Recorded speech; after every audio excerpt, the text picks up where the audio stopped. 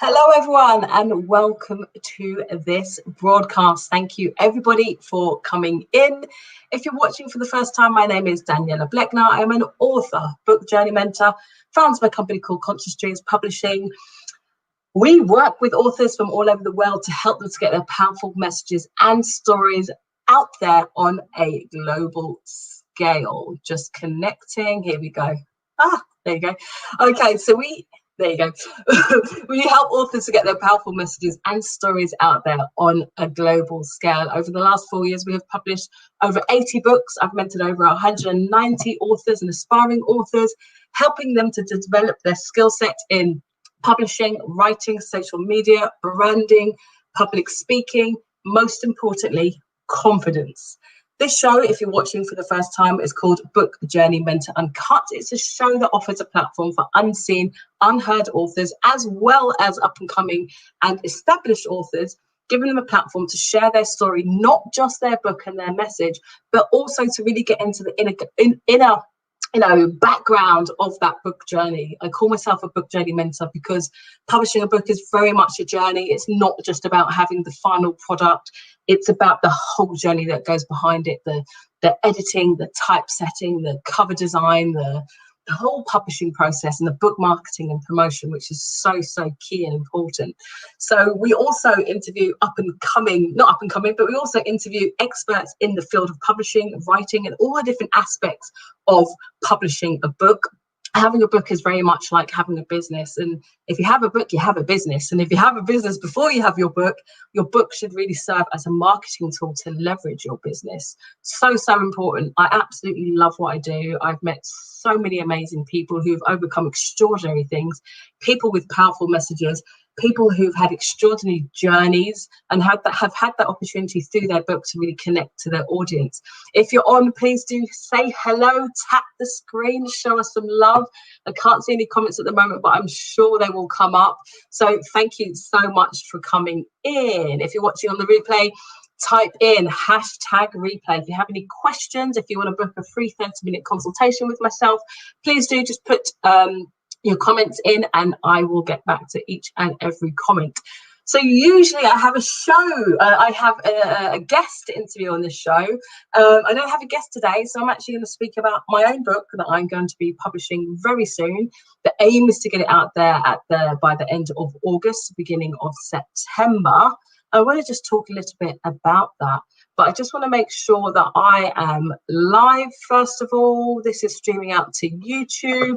It's streaming out to Facebook, my Facebook group, WRITE, Women Remain Inspired to Elevate, as well as my YouTube channel. I think I mentioned that as well. So lots of places all at the same time. Please do say hello so I can see that you are watching. Hey, Amen, thank you so much. Please do share this out and invite people as well. I would really appreciate that. I'm going to see if I can invite people on my... No, I can't, so that's fine. Never mind. I just hope that you will be watching and you'll be inviting as well. So my book is called Lockdown Life. Now, my very first book is called Mr. Wrong. I'll just give you a bit of a background. It came out in 2014, so I wrote this. My first book was going to be a young adult fantasy book. I'm really passionate about it. It's a series. I'm still developing it. And this happened organically. It's called Mr. Wrong, a collection of stories written by women across the world who've encountered this infamous Mr. Wrong character. But it's also a place to self-discover. There are stories from men there as well. Thank you so much for sharing, Laurville. Yes, Laurville. There's stories from men in here as well. Success stories. I think it's so important to get the other side. It's not about battering men at all. I'm a firm believer in you keeping attracting the same sort of person, the same sort of partner. Thank you so much, Laurville. The same sort of circumstance, the same sort of situation into your life. Then we need to look at the belief systems that go on within. My why behind this book was I wanted to unite, inspire, and empower women, giving them a platform to share their stories and have their voices heard. But it's also a journey of self-discovery. When I was looking at relationship books, I just could not find anything that was really empowering for women, especially to read. There were books that told women how to be, how to behave, what to say, how to dress, how to play games even in order to get a man, but nothing that told us how to truly value ourselves, to understand what our values are, to understand what our needs, wants and desires are, understand the power of intention setting, the power of forgiveness, as well as really sharing our stories in a vulnerable way, but learning from our stories. Really, really important. And I absolutely loved publishing. I absolutely love writing this book and the feedback that I got from this book as well. I loved it so much that it did quite well, got onto the bestseller list. I got some good press for my book. Then I published another book called 7 Shades of Love, not 50 Shades of Grey. It's a poetry book. And I had lots of people coming to me saying, mainly women at the time, saying, you know, I've got a really powerful message and story. I've been wanting to write a book for so long, or I'm halfway through my book, or perhaps I'm finished, but they didn't know how to get it out there. So I was connecting them with different editors, typesetters, cover designers, helping them to get distribution. And I realised, and they did really well as well, and I realised that my passion, I'm a former teacher, English teacher. I still dip in and out of schools as well. I love what I do. I love working with young people. I love mentoring, and I love literature, and I love books. Me going to the library at 7 years old was like, I was a kid in a candy store. That's my absolute passion. So why not fuse those two together to create Conscious Dreams Publishing, hence the publishing company. So we provide bespoke publishing and mentoring services to authors. As I said, over the last 4 years, we've published over 80 books, and I've kind of put my own writing career on hold. So I haven't written anything for a while, apart from workshop books like 7 Steps to Creating the Greatest Version of You, as well as the Book Journey Mentor's Guide to Self-Publishing. So now I have just finished, it's a small book. I've just finished my book, Lockdown Life. I wanted to provide a bit of humour and reflection to this unique period of time that we faced and are facing. I don't know how you found lockdown. I'd love for you to put in the comments how you found lockdown. What was the experience like for you? I am living by myself, and when lockdown was announced, I was quite glad in a strange way. And the reason for that was because the build up before lockdown was so stressful. There was so much uncertainty. I was, you know, I do a lot of my things locally. So shop in my local shops. I don't really go to big supermarkets. I find them quite overwhelming and bright, and they're not my. It's not my thing. So the one time when I did in the lead up to lockdown, hey Jermaine, hey Ali, nice to see you. The one time that I did, I just found the experience really stressful and actually made me feel quite anxious, just going to the shops and everything was bare. Now, I don't drive, so I usually do my shopping online, but I couldn't manage to find anything online. Everything was shut down. And so when I did do my shopping, there was like, toilet roll was gone, all these essentials people just went crazy. And that kind of craziness was what fueled my anxiety. It wasn't so much, you know, everything else that we were hearing about COVID-19 and the virus itself. It was more the way people were behaving. And I just thought, you know what, I'm going to lock myself down because people out there are acting crazy. So when lockdown happened, I thought, okay, fantastic. And before lockdown happened, I was, hey Richard, nice to see you. Before lockdown happened, I was going to a lot of events. You know, I have 2 jobs. One as a teacher. I go into school and do financial education workshops in schools as well. So I'm sometimes going from West London to East London to North London to South London, all over. And I also was working 3 days a week in a school and running my business from home. It was a lot. And so I lost 2 jobs in one day. It just kind of happened. The build up to it. I remember being at school and I opened my emails, and then all my sessions, my financial education sessions, were being cancelled. You know, you're in the school tomorrow, cancelled. This is cancelled. That's cancelled. Actually, you're cancelled up until the end of April, cancelled up until May, cancelled up until July, and it's still going like that. And then it was lunchtime, and the cover supervisor came in and said, "I've got some news for you. I don't know if it'll be good or bad." And I was thinking, well, you know that I kind of need to be here because I know the schools are going to close soon. We've spoken about this. And it was, you're going to tell the Key Stage 4 that they're going to be going home. So you're going to tell Key Stage 3 that it's their last day today. Tell them at the end of the lesson because it's going to be manic. There's 2 days left of school. I wasn't needed for those 2 days because it was only key stage 4. And basically that's it. You've got no job. And I wasn't covered because I'm a freelancer and self-employed. So navigating around that self-employed system and some of the briefings, I just did not know what they were talking about. And having to wait until June to really understand what the state of small businesses and self-employed people was going to be. It was really, really tricky to navigate. So hey Christina, nice to see you. It was really, really tricky to navigate, but I told myself that no matter what, I'm going to utilize this time. I'm going to spend this time on really making my business work. I was saying up until the lead up, when I was going to events, people were saying, Danny, you're doing really well. I see you at this book launch, you're doing this, you're doing that, you seem really busy. And it almost, when you see things on social media, you have this perception in your mind that everything's going really well for that person, and that's fine. But we sometimes forget the well-being of that person, what it takes to kind of be out and about and rushing about doing all these things all the time. And I was just exhausted inside. And although I loved all of these things, and I'm so grateful to all of my clients and just everything, I'm grateful for the work that I've been doing and I have been doing. And I remember saying, 2 months up until the lead up before lockdown, I said, I just need 2 months of just being out of this world for a bit, just not doing anything. If everything could kind of tick over, financially, that would be great, but I just need time out. And this gave me, hey Lucy, this gave me the time that I needed to not only, but to really focus my energies on what mattered, my business, my loved ones, and also self-reflecting, going within. I've had a lot of time to go within. I've had a lot of time to reflect. I've had a lot of time to really understand myself more in ways that I didn't know. I don't know if anyone's watching this, did they experience this as well? I don't know whether it's the same for people who are isolating by themselves and people who were with families and still busy, because everyone had different experiences.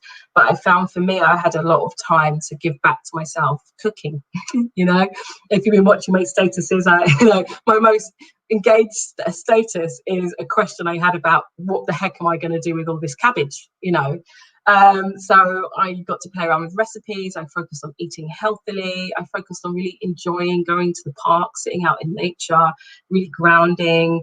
I meditate anyway every morning and every evening, but the meditation I reserved more time for it, and I was able to give back to myself more. And I always talk about being able to pour. You can't pour from an empty cup. And I found that this time really was my time to fill up my own cup and navigate where I wanted to be, where I wanted to go during this period of time as well. And I've kind of kept the lockdown going, to be honest, just by choice.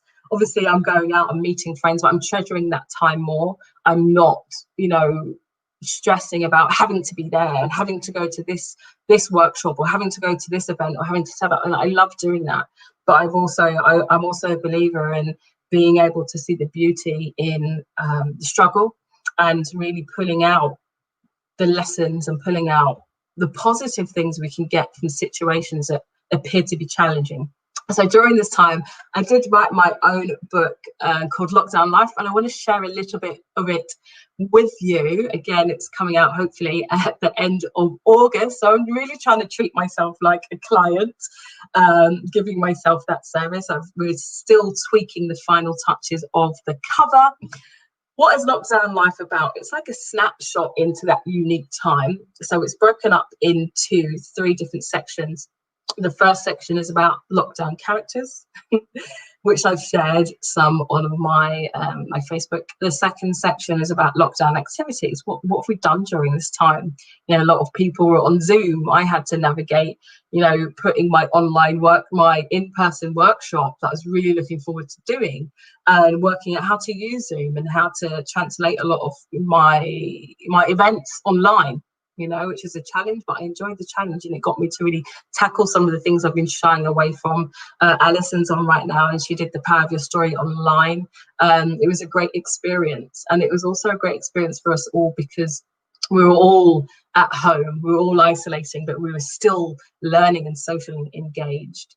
So that was one aspect of it. So lockdown activities, another one, going to the shops, we're going out in nature, all of these different things we've been doing. Some people have learned a new language. I haven't, but I know some people have been really using this time, you know, crafting their skills they didn't know they had.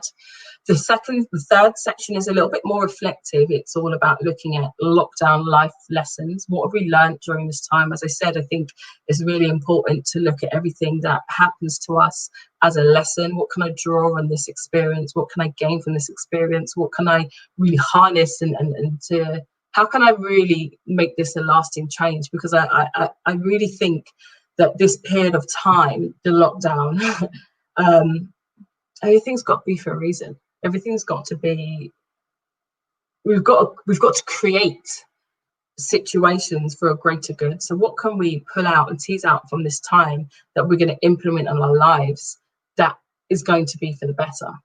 Hopefully that makes sense. How can we create a better situation through this challenging time that we've had? So I want to share some lockdown life characters with you, and I'm going to give you some names of the characters, and then just tap in there and comment which character you would like to hear about. So there's quite a lot, so let me pull them up. Well, there's 11. The first is the lockdown intro. Then we have the lockdown extra. Then we have the lockdown teacher, the lockdown dream team, the homeschoolers, the working from home crowd. There's the lockdown life coach. We all know those. We have the lockdown roadman, I think is my favorite. Yeah, so they're the main ones. Let me know which character you'd like to hear about, and I will read out the character profile. Each one has their own sketch. I will use this time to have some water while you let me know who you want to hear about.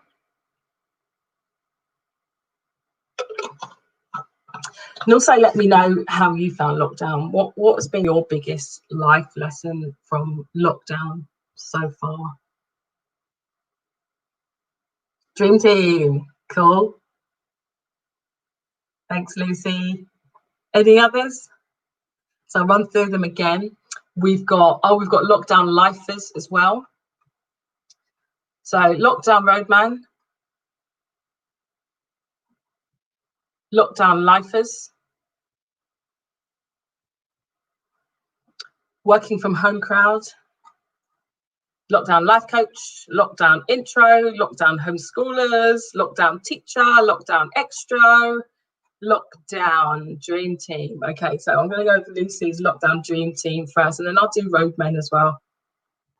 Okay, lockdown dream team.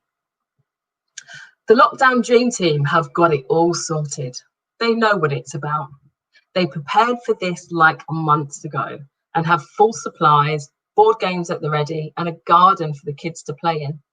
They're the ones flooding your social media timelines with pics of them, sitting down to a perfectly cooked, healthy dinner, playing family Monopoly, playing footy in the garden, and doing science experiments at home. This couple seem to always be smiling, but we don't know what we don't know. But what we don't know is that the little one just shit in the paddling pool, and the cat butchered a wood pigeon in the garden. These positive rays of sunshine keep the rest of us going and remind us the importance of teamwork through a crisis. How to spot the dream team. Key phrases. We've done so much today. It kind of makes the people who've done absolutely nothing feel a bit like they're not doing anything at all. Which project shall we work on next? Shall we do a family shop online? Demeanour. Proud, positive and perky, accompanied with the perfect selfie smile for all occasions. So that is the lockdown dream team. Let me know if you can relate to that. Maybe you are part of a lockdown dream team, or maybe do you know somebody who is part of a lockdown dream team? Do let me know. And when the book is out, you can see the sketch of the lockdown dream team. I'm going to go to lockdown roadman, my favorite.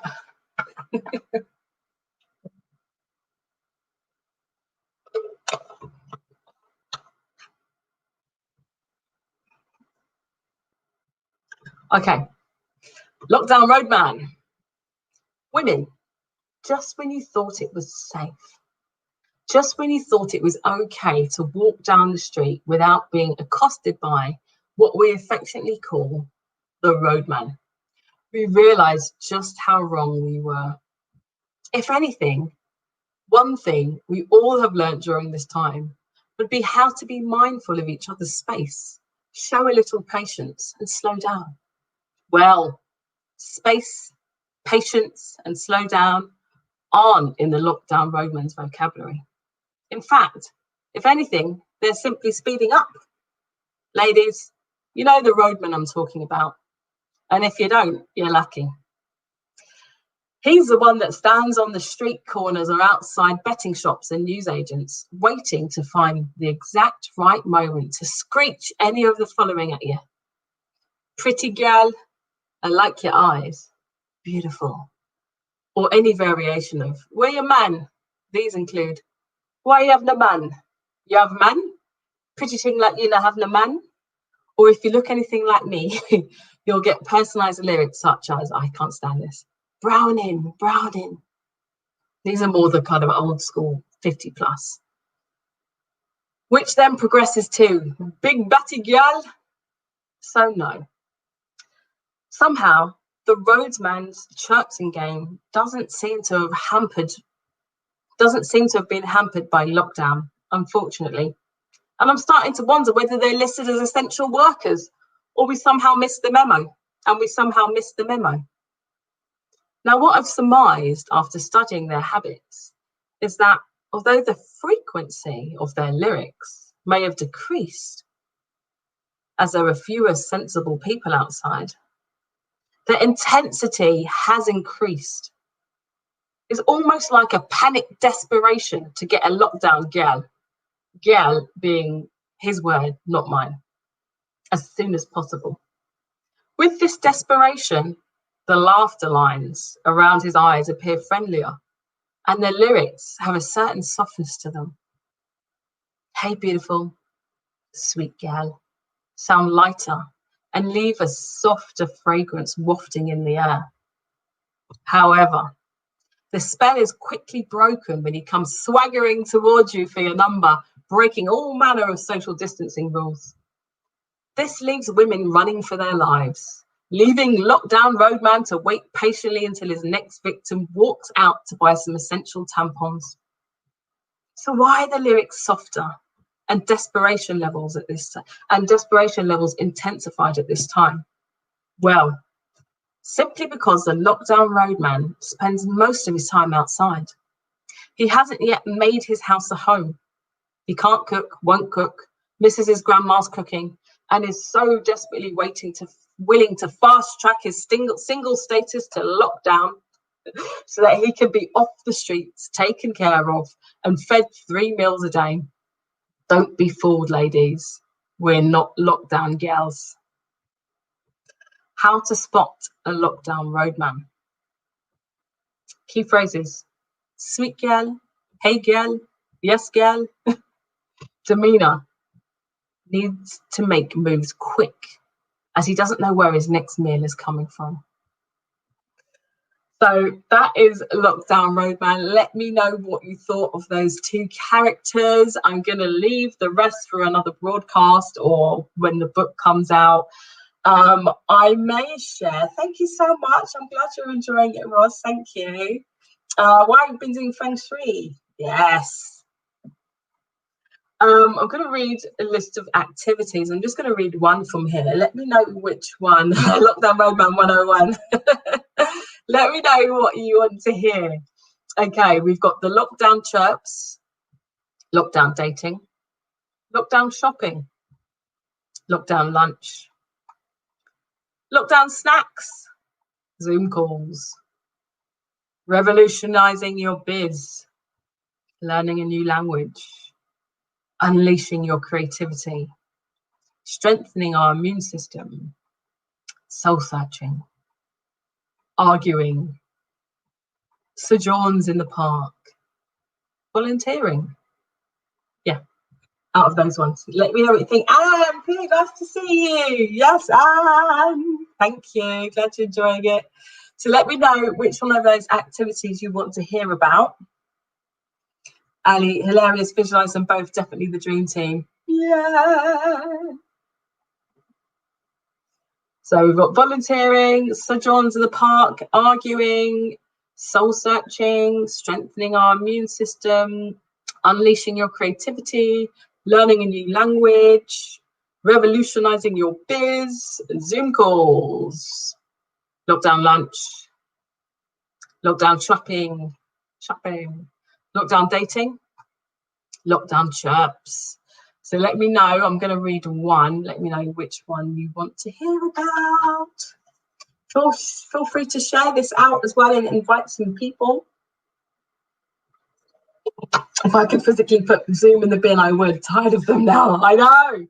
Such a great tool, but yeah, everything was Zoom. Zoom calls, says Dawn, soul searching. Oh, everyone's saying something different. I'm going to go with the first one. I'm going to go with dating from Anne. Where is it? This is fun. I haven't written my own stuff for so long. It feels really good. Lockdown dating. Ali wants lockdown dating as well. Okay, cool. Lockdown dating. The face of dating has changed, and many more women on dating apps are swiping right more than ever before. Standards have dropped as the need for communication, any kind of communication, deepens. The guy who says he's 41 but looks 72 suddenly looks like Idris Elba, and many men convince themselves Miss Poser may be able to meet their intellectual needs. You would have thought more men would have perhaps taken the time to fill out their descriptions and profiles a little more beyond ask me and I'll tell you. But unfortunately, it's been quite the opposite. More and more have flooded the apps during this time with not even a photo. Thinking that surely there'd be some desperate women out there who would DM a man with a name like Bob Jaman with A, no profile, and B, no profile pic. Others have pushed the boat out and added a photo or two, hoping to find a lockdown date on looks alone. Some have become super creative during this time, and that's been great to see. I've had conversations with friends who've had a Saturday night date in their living room, starting with an innocent glass of wine and progressing to the bedroom 3 hours into the date. Some have concocted virtual backgrounds on Zoom, like tropical dates in the Amazon or romantic dates on top of the Eiffel Tower or the Shard, whilst conversing with their date about the new recipe they tried for lunch. Whether we like it or not, the way we date has changed rapidly, and it will either make us more creative souls or appreciate the preciousness of real human connection. You can touch someone with your voice, laughter, words, and support, but a soul is something that can only be felt when in full presence of another. Hope you enjoyed lockdown dating. Let me know what you think. Is anyone watching, and have you been doing any lockdown dating? I'll be interested to know. Have you met any guys called Bob Jaman, or the ones with the no profiles, the guys who look like they're 72 but proclaim to be 41? What has your experience been? Okay. So the last section is I feel like I'm reading all of this to you. The last section is lockdown life lessons. And we have, so this is a bit more serious and reflective. Be of service, spend time with loved ones, appreciate nature, connect with self, surround yourself with good energy, check in on the community, finances, be adaptable. Oh, it's just those ones. So I'll read them again backwards. We've got be adaptable, finances, check in on the community, surround yourself with good energy. We've got connect with self. We've got appreciate nature. We've got spend time with loved ones, be of service. Let me know what you want to hear. Ali says she was locked down. Hey, Bethelyn, nice to see you. Ali says she was locked down dating, came across all those cronies. Okay, Dawn, I'll go with yours. Adaptable. Okay. Let's do a bit of research for this one. All right. Benjamin, be adaptable. Benjamin Franklin said, change is the only constant in life. One's ability to adapt to change will determine your success in life. If there's one thing that's inevitable in life, it's change. Throughout history, it's been proven that those who are adaptable to change not only survive, but thrive. Observing the animal kingdom, this is where the research comes in, the chameleon changes its colour to blend in with its environment. Animals hibernate during the winter, and did you know Alaskan wood frogs can freeze 60% of their bodies to survive temperatures down to -80 Fahrenheit? True words. Nature has a wonderful way of adapting, and we shouldn't be exempt. We need to be like the Alaskan wood frogs. This era has ushered in a lot of change, with the majority of small businesses, schools and offices closing and events postponed. We've had no choice but to be adaptable to our environment. I can only imagine how hard it must have been to work from home whilst homeschooling children at the same time. And although we've had a giggle about the difficulties in part one, I salute those who rose to the challenge. Although tough, this has been a great opportunity for us to develop new habits, build in new routines and rhythms that promote a better way of living and working. Has the change made you think differently about how you want to interact with your children or family? Has the change made you view your children differently, and as you find out how they learn? Will you now instill new ways of learning when lockdown is over? Will you take more of a role in your child's education?